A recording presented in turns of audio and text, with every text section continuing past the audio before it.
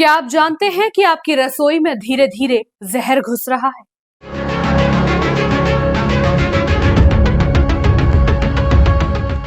अब बाजार का खाना भरोसे लायक नहीं रहा। जो अंडा आप ताकत समझकर खाते हैं, वही बीमारी बनता जा रहा है। बच्चों को खिलाया जाने वाला पनीर असली दूध से नहीं, बल्कि केमिकल और रिफाइंड ऑयल से बन रहा है।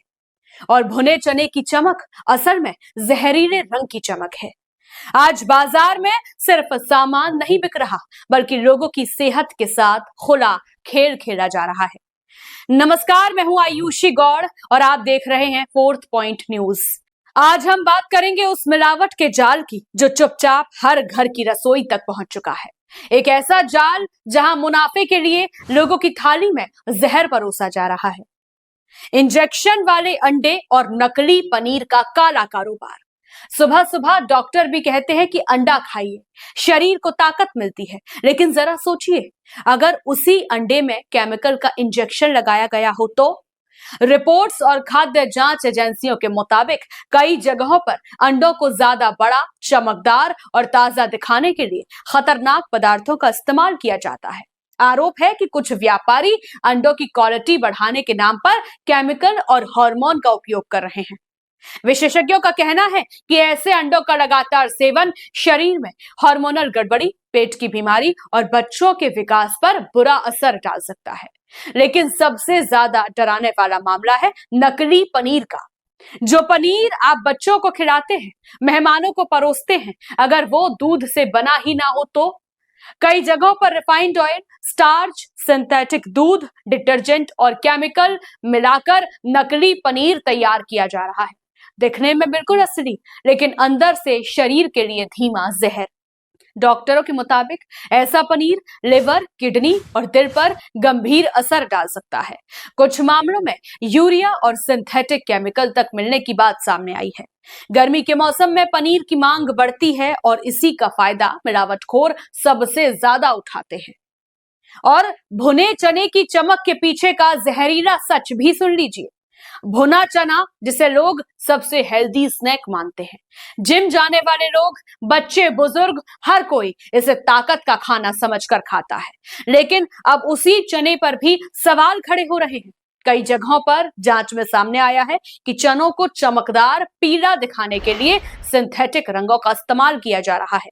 ऐसे रंग जो खाने के लिए नहीं, बल्कि कपड़े और इंडस्ट्रियल इस्तेमाल के लिए बनाए जाते हैं। हाल ही में कई राज्यों में ऐसे जहरीले भुने चनों की खेप पकड़ी गई, जिसके बाद खाद्य विभाग और स्वास्थ्य एजेंसियां अलर्ट मोड पर आ गई हैं।